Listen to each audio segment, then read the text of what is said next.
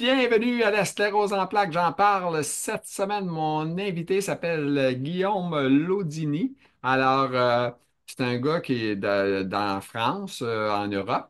Alors, il nous raconte son histoire, puis spécialement, c'est un gars qui nous raconte un peu avec positivisme il a appris qu'il a la sclérose en plaques, mais au lieu de prendre ça noir, il a pris ça le côté positif. Ça l'a fait changer sa vie. Il a tassé l'alcool de sa vie, il a changé sa façon de manger, bref, et il est resté positif. Il a même changé son travail pour devenir un entraîneur, un coach pour des exercices, etc. Alors, c'est une belle rencontre à faire avec Guillaume Laudini. Alors, mesdames, messieurs, on s'en va le rencontrer. Bon podcast à vous tous. Merci.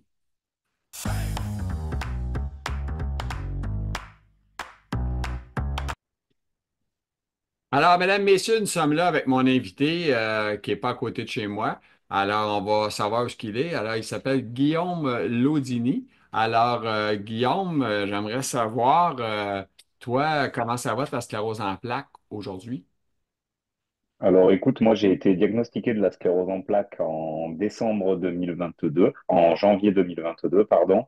Et OK. aujourd'hui, on peut dire que ça va plutôt bien. J'ai eu mes mes premiers symptômes ont été assez violents puisque je me suis retrouvé moi paralysé du côté gauche du corps, donc le jambe et le bras, pendant un déplacement professionnel. J'étais sur Paris et je me suis retrouvé paralysé. Ça s'est passé 2 jours d'affilée. Et en OK. fait, le troisième jour, j'ai passé un scanner. Et au scanner, on m'a dit, vous avez des lésions dans le cerveau. Donc, ça a été très, très rapide entre le premier symptôme et l'IRM. Et j'ai pas eu le temps de passer des examens complémentaires. Je suis rentré à mon domicile et j'ai fait ce qu'on appelle de la dystonie. Donc, la dystonie est une contraction involontaire du muscle où je me suis OK. retrouvé totalement paralysé côté gauche. Je suis rentré à l'hôpital en urgence et on m'a diagnostiqué la sclérose en plaques en janvier 2022. Donc là, ça fait 3 ans. Moi, aujourd'hui, j'ai la chance de bien aller. Quand je dis bien aller, c'est que ma maladie, donc c'est une sclérose en plaques récurrente rémitante, ma maladie aujourd'hui n'évolue pas. Je n'ai pas eu de lésions supplémentaires dans le OK. cerveau et dans la moelle épinière. J'ai 4 lésions aujourd'hui dans le cerveau qui restent relativement stables. Après, OK. j'ai tout fait pour que la maladie évolue, entre guillemets, positivement, ou en tout cas ne se dégrade pas. Parce que, aujourd'hui, je fais énormément de sport. Oui. Vraiment, c'est ce qui me sauve. Je suis traité à l'hôpital. J'ai un traitement toutes les 5 semaines à l'hôpital, mais je fais énormément de sport. Et c'est vraiment ce qui me sauve, parce que j'ai toujours fait du sport depuis très longtemps. Et du coup, ma maladie aujourd'hui est stable. Du sport, un traitement, nourriture saine, équilibrée. Je ne bois plus, Ah, je ne ah, fume plus. Alors ça, ce n'est pas obligatoire, ah. je le OK. précise, c'est pas une leçon que je suis en train de donner. De moi-même, j'ai arrêté parce que je fais beaucoup de sport aujourd'hui et ça, c'est mon futur métier d'être dans le sport. Donc j'ai décidé d'arrêter de boire et voilà. OK. Donc pour l'instant, Est-ce que je tu touche du bois, buvais comme on beaucoup? dit. Est-ce que tu dirais que tu avais un problème d'alcool ou tu étais... Bah, je dirais que je profitais bien. Je mangeais gras, un peu, bah, voilà, comme un Un bon peu comme tout Français le qui se monde, hein, respecte. c'est ça. Et j'aimais bien le bon vin, j'aimais bien la bonne bière, et peut-être, voilà, un peu trop souvent. Mais du coup, bah là, ça fait presque un an, quoi, où finalement j'ai changé mes habitudes de vie, mon alimentation, ma façon, voilà, plus OK. d'alcool et tout. Et aujourd'hui, j'ai de la chance de pouvoir dire que ma sclérose en plaques aujourd'hui n'empire pas. Voilà, OK. ça ne fait que 3 ans, mais c'est important de dire qu'on peut faire en sorte quand même de se porter bien au quotidien. OK. Puis là, maintenant, t'as quel âge, toi?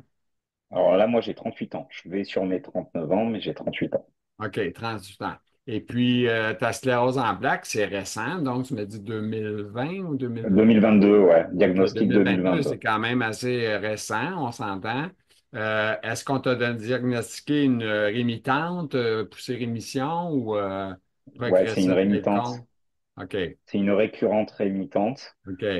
Bah, je croise les doigts aussi pour que ça La, n'évolue pas. la On ne moins sait pas pire. ce que l'avenir dira. Voilà, on ne sait pas ce que On l'avenir est l'appelle la fait. moins pire, ça, là, tu sais.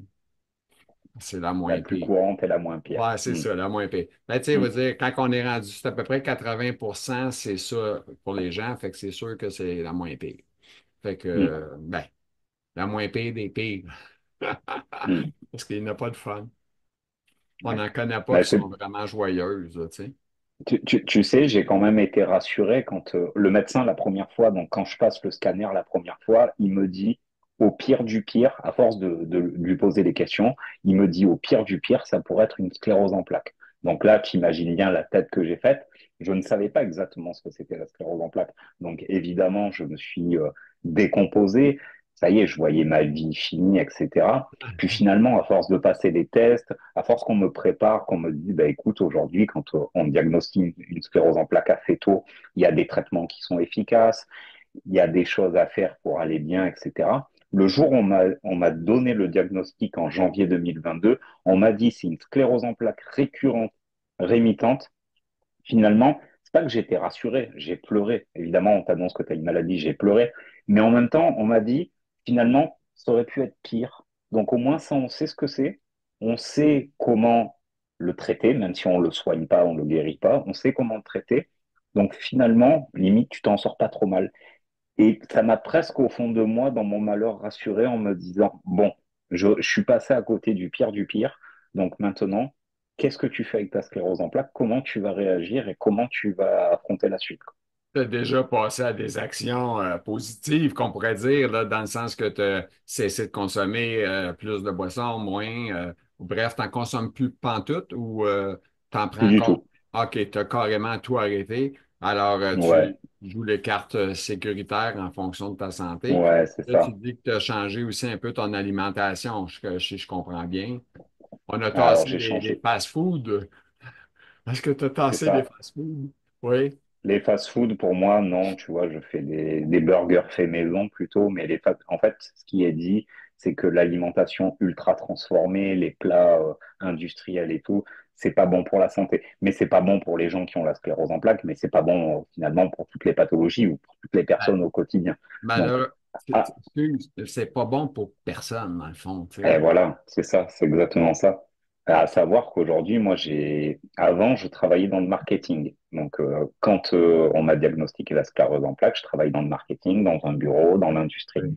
Et quand on t'annonce que tu as une sclérose en plaques, tu remets ta vie en question. Qu'est-ce que je fais bien? Qu'est-ce que je fais pas bien? Est-ce que ça me plaît ce que je fais comme boulot? Et j'en ai eu marre. J'en ai eu marre. Je me suis dit, Guillaume, tu as presque 40 ans. J'espère vivre après 80 ans. Il te reste la moitié de ta vie. Qu'est-ce que tu vas faire de la moitié de ta vie? Est-ce que tu vas continuer à travailler dans un bureau? J'avais des douleurs.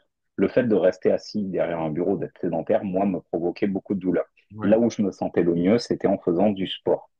Bah, tu sais quoi, j'ai décidé, je suis parti de mon travail, j'ai quitté la société dans laquelle j'étais et j'ai Oui. dit, bah, vous savez quoi, j'ai 40 ans, eh ben, je vais devenir coach sportif. J'ai pris le pari avec une sclérose en plaques de tout quitter, de quitter un salaire qui était plus que convenable et Table. une société qui était très bien, qui a eu un très beau comportement avec moi après le diagnostic, qui m'a beaucoup accompagné.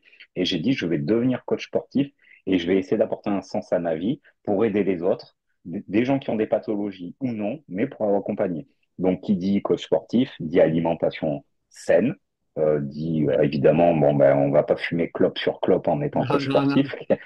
Voilà. Donc, ça a été, tu vois, tout un enchaînement de décisions à prendre, de remise en question, de changement de vie et tout. Et ce que j'aime bien dire, et ça peut choquer des fois, c'est de dire que la sclérose en plaques, pour moi, ça a été une bonne chose. Parce que j'ai pris des décisions que j'aurais pas pris avant. J'ai fait des choses que j'aurais jamais osé croire. Et ça bouleverse une vie, mais moi, ça l'a bouleversé de manière positive, Ben, évidemment, avec tous les à c'est côté fou du ce que quotidien. tu dis, parce que je l'ai entendu à plusieurs reprises avec des gens qui sont malades. Ça a Mm, changé ma vie dans le positif. Je ne vois pas ça comme négatif. Ça me fait faire des changements que j'aurais probablement peut-être pas fait. Puis là, je les ai faits. J'ai passé à l'action. Fait que c'est ça c'est ça. la différence d'avoir justement une Mais maladie comme ça. ça peut choquer des fois. Ça peut choquer parce qu'il y a des personnes qui, évidemment, souffrent de leur maladie, Mhm. voient pas, absolument pas le côté positif.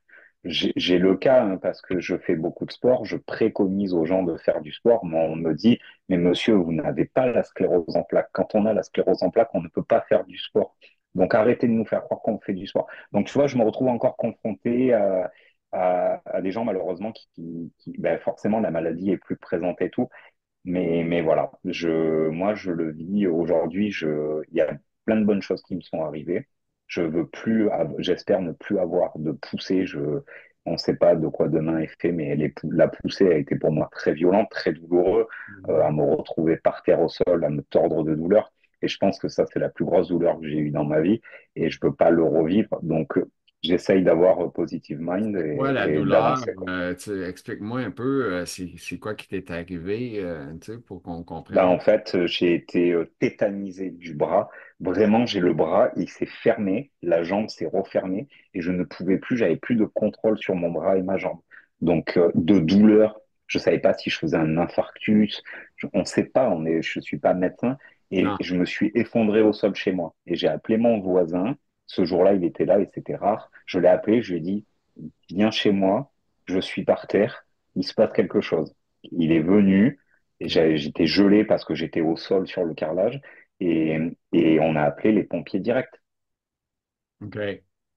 Puis là, on t'a relevé, puis là, t'étais contracté toujours? T'étais toujours en spasme? Alors ça, non, j'étais pas en spasme, j'avais été plus contracté, ça a duré moins d'une minute. Mais après, c'était à répétition, c'est-à-dire que ça m'est arrivé une première fois, une deuxième fois, et j'ai compté parce que c'est marrant, c'est des détails dont on se rappelle. J'ai eu 8 crises entre le moment où je suis parti de chez moi OK. et le lendemain matin. Donc, c'est-à-dire que j'ai eu des crises toute la nuit à l'hôpital où vraiment, j'arrivais plus à contrôler mon bras. Et OK. les dernières fois où j'ai eu des crises, je savais que c'était temporaire, donc j'ai appris à me calmer, à me dire ça va passer. Puis après, bon bah voilà, on m'a donné des médicaments, on m'a donné tout ce qu'il fallait pour que ça s'atténue. Et ça n'est plus jamais arrivé depuis qu'on m'a posé le diagnostic. Ah ben, c'est ça, Donc, de bonnes nouvelles. Mais toi, c'est des bonnes nouvelles. est-ce que tu t'es spécialisé pour les gens à sclérose en plaques ou tu fais coach pour tout le monde, athlète? Alors, pour l'instant, je fais une formation pour être coach généraliste pour tout le OK. monde. Là, j'ai pour projet de passer en France, c'est une formation sport sur ordonnance.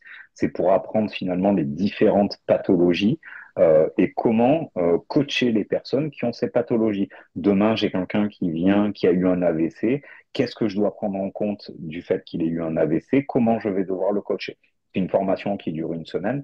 Mais au fur et à mesure, je voudrais passer des spécialités justement pour me spécialiser dans le domaine, ce qu'on appelle sport santé. Puis avoir le plus d'informations face à des gens qui ont des pathologies différentes, etc. C'est exactement ça, sachant qu'aujourd'hui, sur les réseaux sociaux, j'ai quand même pas mal de demandes de gens qui ont la sclérose en plaques, qui me disent, Guillaume, j'ai telle forme de sclérose en plaques, j'ai tel problème, qu'est-ce que je dois faire? Moi, aujourd'hui, comme je suis en formation de coach, Mhm. je leur dis, je ne me permettrai pas de vous donner des conseils parce que je ne suis pas encore coach et je ne suis pas spécialisé. Je voudrais pas faire plus de mal que de bien. Oui, c'est Voilà. sûr, c'est sûr. OK.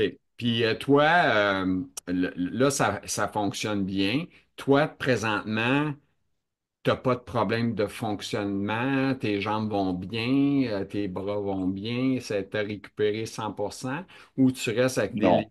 séquelles, des picotements ou des trucs comme ça? Alors, moi, j'ai plusieurs choses. Alors, j'ai pas gardé de trop de séquelles finalement motrices après que ça ait été paralysé. Je sens que j'ai un petit peu moins de force côté gauche.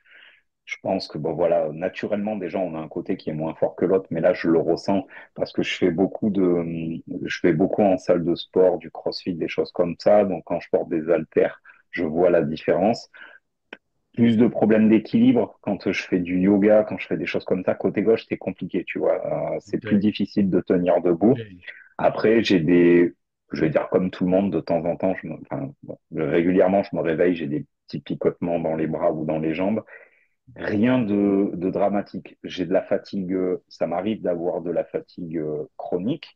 Il y Oui. a des moments dans la journée, je suis fatigué, faut plus rien me demander, je me pose, je me Puis repose. Guillaume, toi, Après, T'es-tu le gars qui doit faire un petit repos des fois dans l'après-midi, fermer les yeux, fais-tu une pause, tu sais, dormir ou, tu sais, ou fermer seulement les yeux pendant une demi-heure, là, ça, je sais pas. Bah ça, c'est vrai que je l'ai fait l'année dernière, je l'ai beaucoup fait l'après-midi, je faisais énormément la sieste. Là, je t'avoue qu'avec ma reconversion professionnelle, le fait de devenir coach sportif, en ce moment, là, ça fait plus de 6 mois, je travaille énormément. Je me lève Mm. très tôt le matin, je rentre tard le soir, j'ai des cours, j'ai des dossiers à rendre pour mes cours.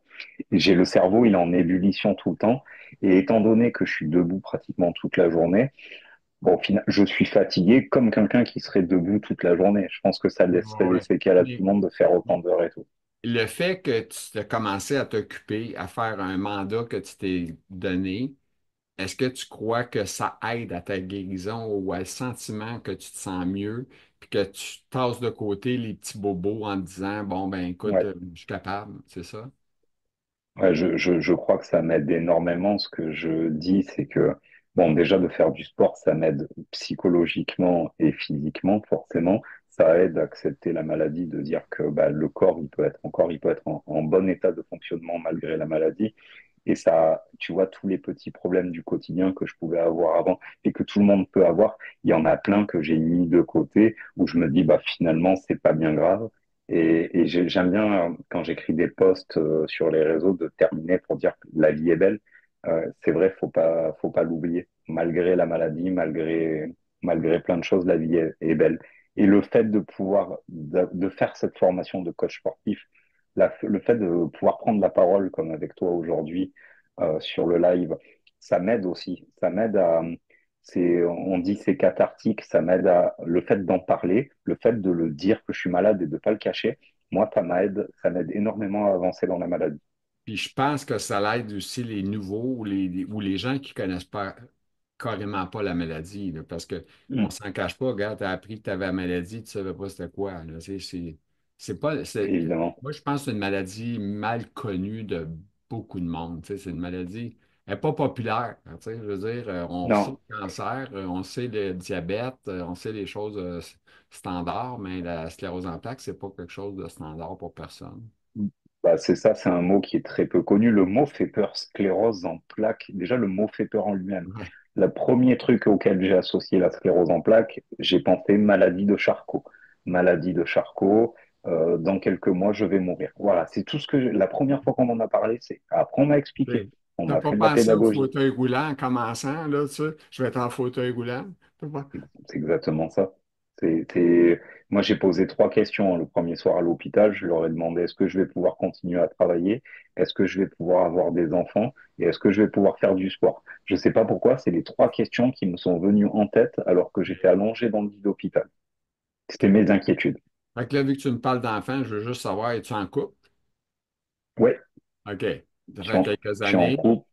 OK. Non, bah, un peu plus récent que ça, mais OK. un peu plus récent que ça. Après avoir le diagnostic, est-ce que tu as rencontré, malgré ton diagnostic, sclérose en plaques?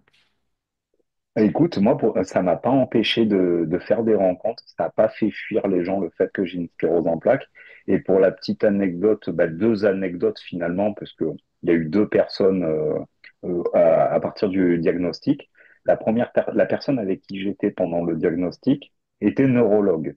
Donc déjà, elle, évidemment, quand je lui ai dit j'ai le bras qui est paralysé, j'ai des soucis, elle m'a dit je te prends rendez-vous, il y a un truc qui va pas. Donc ça, ce que j'aime bien dire, c'est la bonne étoile. OK. Je suis resté 3 mois avec elle. Elle est arrivée avant mes premiers symptômes. Elle est repartie après mes premiers symptômes. Comme si c'était un signe de je ne sais pas qui pour me dire il fallait que tu la rencontres à ce moment-là. Et la personne avec qui j'ai été après avait elle-même la sclérose en plaques. Donc c'est une histoire de vie, c'est des Ah anecdotes, ouais. des Ah, fois fait que là, c'est étonnant. tu es avec une fille qui a la sclérose en plaques, là. Non, plus maintenant. OK. Plus maintenant. OK. Hmm. Fait que tu as Mais côtoyé le médecin, tu as côtoyé quelqu'un qui a la maladie. C'est quand même c'est spécial, ça. hein? Bah, mais c'est fou, hein. Je dis des fois en rigolant, on va peut-être adapter mon histoire sur Netflix un Mais jour, là, puisque moi, j'ai une question. Comment on fait pour rencontrer une neurologue quand on travaille dans un bureau comme toi tu faisais, là, tu sais? C'est la spécial. magie les sites de rencontres. Ouais, les sites de rencontres, OK, c'est comme ça. OK, Hmm. c'est ça. C'est spécial, hein? On n'aurait pas C'est, pensé ça il y a X ah non, années, mais aujourd'hui, c'est changé, là. Fait que c'est bah spécial. ouais. Mais Bah, et le pire, c'est que si je l'avais pas rencontré, peut-être que je n'aurais pas été à l'hôpital tout de suite, peut-être que j'aurais pas fait les analyses, peut-être que j'aurais dit, bah, finalement, c'est pas grave et compagnie. OK. Ça aurait pu se passer mille choses derrière. Là, j'ai été tout de suite pris à l'hôpital, j'ai eu des examens en urgence. C'est comme ça, c'est la vie, c'est le destin, c'est le karma, on peut l'appeler comme tu veux, mais Tu as eu des bons conseils, fait que ça l'a aidé. c'est ça. Bien accompagné, bien conseillé. OK, OK. Fait que là, présentement, tu es en couple avec une femme qui n'est pas neurologue, qui n'a pas de maladie, qui est normale. Mais qui me supporte déjà au quotidien et c'est OK, beau. c'est bon, ça. OK. Alors, ça, puis tu n'as pas d'enfant. Est-ce que c'est-tu quelque Mm. chose, c'est-tu un projet long terme, court Oui, terme? Oui, OK, bien sûr. Bah, un t'aimerais. projet, oui, oui. OK, J'ai toujours voulu, donc ça ne change pas. Et OK. j'espère que ça arrivera dans les prochaines années. Et je t'avoue, pour les gens qui nous écoutent, c'est quelque chose qui peut faire peur aussi, puisqu'on se dit qu'on a 40 ans, qu'on a une sclérose en plaques. Comment je vais vieillir? Est-ce que je vais être assez en forme pour me réveiller la nuit, pour m'occuper du petit, pour à long terme, pour aller le chercher à l'école? C'est des milliers de questions qu'on se pose, mais qui ne m'empêchent pas d'avoir envie de construire ce projet-là. C'est sûr, tu peux avoir plein de scénarios. Fait que, Mm. il y a plein de possibilités, hein, la sclérose. La mauvaise nouvelle, c'est que tu ne sais pas où tu vas être la semaine prochaine. Fait que Non. c'est ça. C'est un peu, la maladie est différente pour tout le monde. Depuis que tu l'as, tu dois avoir vu un peu en côtoyant les réseaux sociaux où ce qu'on parle de maladie, puis tout ça. Il y a, souvent, les gens, quand ils écrivent, marquent tout le temps, moi, je prends tel médicament, est-ce que c'est bon? Mais c'est parce que c'est pas personne qui est pareil.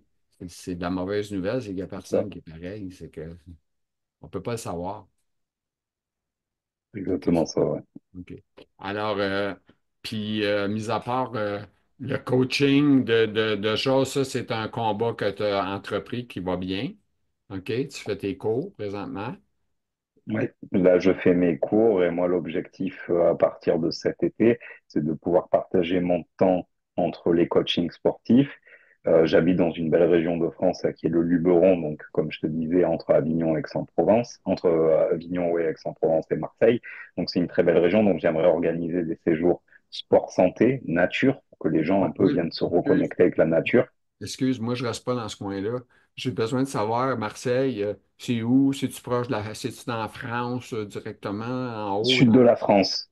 À sud de la Marseille, France? c'est la mer. Moi, je suis plutôt côté un petit peu forêt-montagne, on va dire. Donc, OK. un très joli coin. Et donc, je voudrais organiser des séjours sport santé pour les personnes en situation de handicap ou non. Peut-être même des gens en détresse émotionnelle, des gens qui ont fait des burn-out. Voilà, des gens qui ont besoin un peu de se reconnecter au sport, à la nature. Et puis, à côté de ça, je veux développer. Je suis conférencier aussi sport santé. Donc, OK. je peux aller dans les entreprises, dans les établissements médicaux pour parler de mon expérience. Je devrais intervenir typiquement dans un hôpital du nord de la France auprès de patients atteints de sclérose en plaques pour parler de mon parcours, pour parler de mon combat et pour leur parler de comment moi je vois les choses. OK. Fait que toi, ben, ton but, ce ne sera pas juste les roses, mais tu veux aller beaucoup dans le côté médical, aider les gens qui sont malades. C'est C'est un peu ça. ça. Je travaille aujourd'hui avec le comité, on va dire France Sclérose en plaques, l'entité qui gère les patients, les collectes de fonds pour la sclérose en plaques. Donc, je travaille avec eux sur le domaine du sport pour justement que le sport soit mieux compris des patients atteints d'une sclérose en plaques. Et je travaille aussi avec le comité scientifique européen de la sclérose en plaques pour, voilà, pour mettre en place des projets. Donc, j'essaye de m'impliquer au maximum.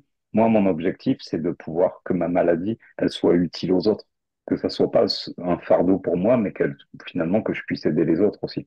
La bonne nouvelle, fait que si tu ne fonctionnes pas, tu ne marches pas qu'une canne, tu es, très fonctionnel, hein. Tout va bien. Tu es capable de faire du jogging, autrement dit. Là, J'ai fait 2 fois le marathon de Paris depuis que j'ai Oh été mon Dieu. diagnostiqué. OK. OK, le marathon de Paris, c'est quand même combien de kilomètres? 42 Oh my God. kilomètres. Wow. C'est quelque chose, hein? T'as Et tassé je la crois que, bière de côté ces journées-là. Va courir.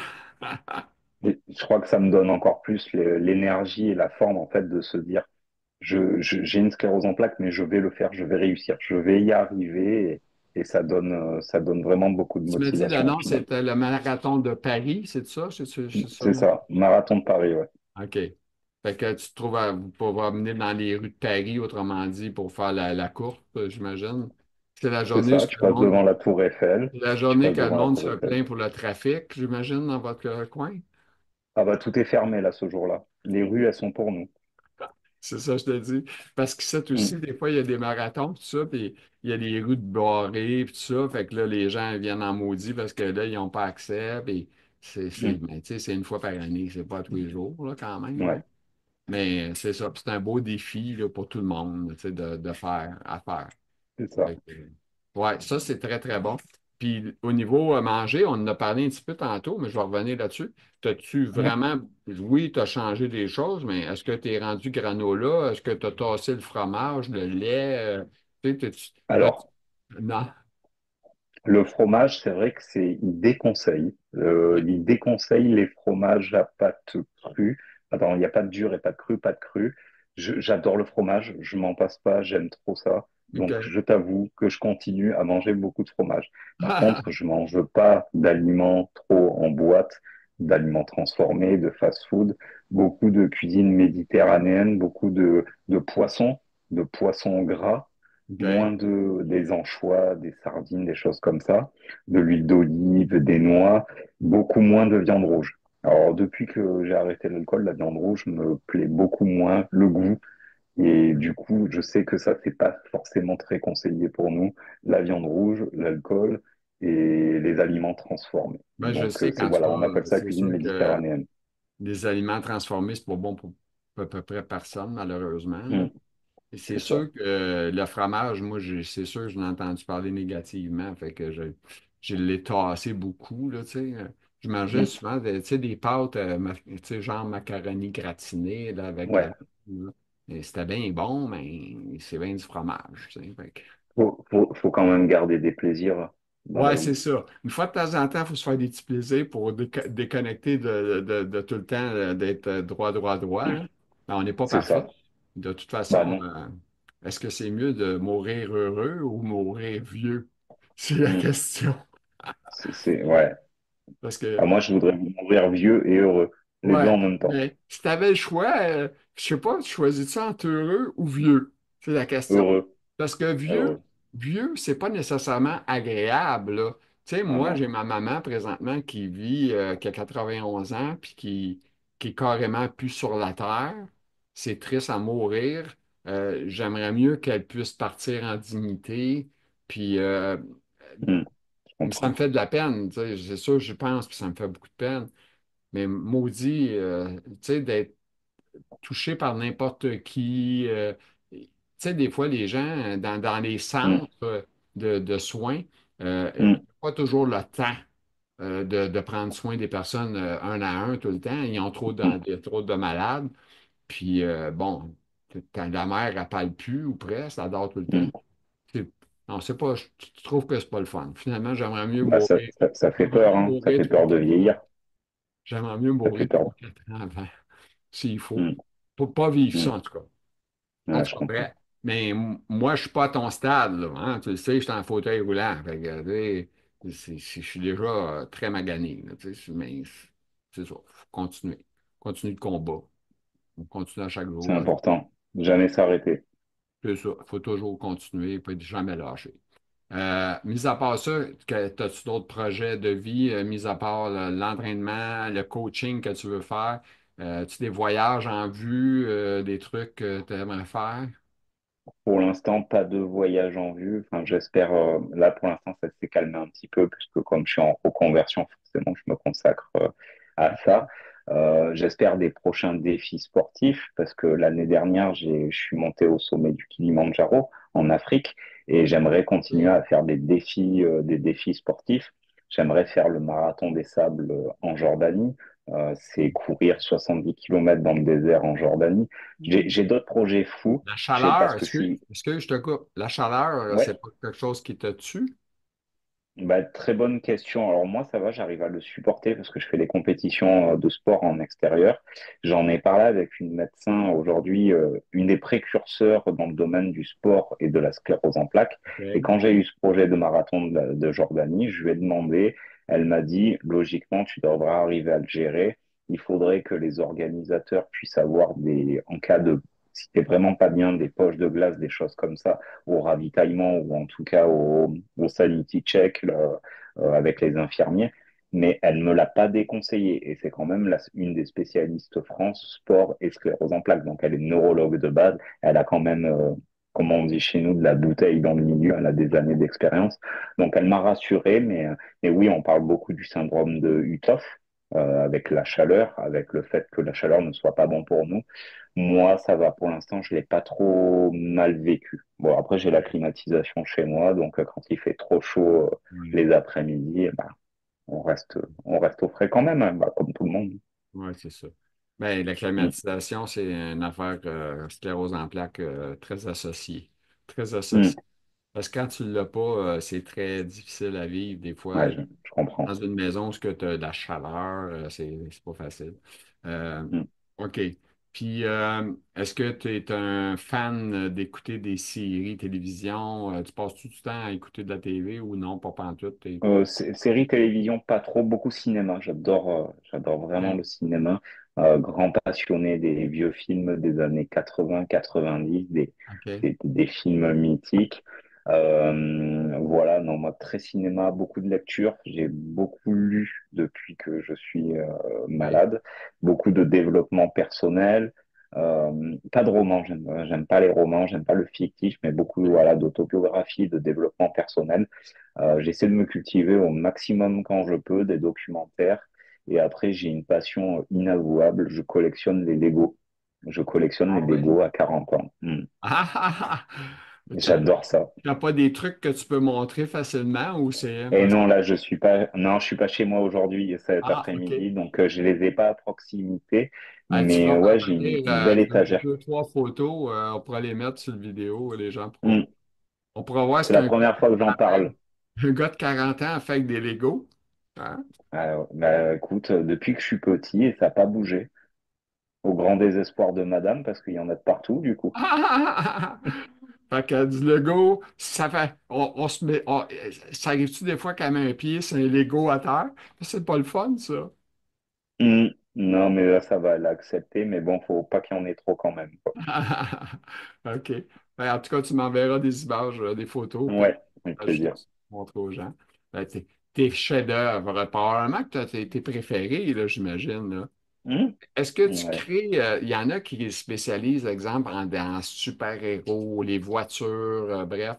As-tu une spécialité que tu t'es mis, c'est ça que j'aime le plus faire ou quelque chose? Ouais, j'aime beaucoup la pop culture, donc les vieux films, comme je te disais tout à l'heure Ah aussi ouais? pour le cinéma. Donc, par exemple, j'ai Le requin des dents de la mer, j'ai La voiture de SOS Fantôme, tous les films mythiques de ces années-là. Bah voilà, j'adore les Lego OK. de ces films-là. Star OK. Wars aussi, pas mal. OK. Ah, wow. OK. Ah, Hmm, ben, moi, j'ai de la misère avec Star Wars, là. Je suis pas un gars de science-fiction. J'ai bien de la misère avec ça. Mais c'est normal, il y en a pour tous les goûts, là. Mais en tout cas, bref, c'est ça. hmm, OK. Hey, c'est spécial, ça, ton affaire. J'aime ça. hmm. J'ai hâte de voir aussi, là, tu sais. Alors, Je euh, t'enverrai ça.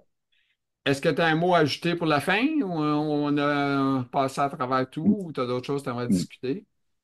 Non, mais moi j'ai envie de rajouter que si vous êtes diagnostiqué ou que vous venez d'être diagnostiqué de la CEP ou d'autres choses, faut garder, faut continuer à rêver, hein, faut continuer à faire des projets, il faut continuer à avancer, faut trouver sa lumière, j'aime bien dire son phare, trouver la lumière dans la nuit.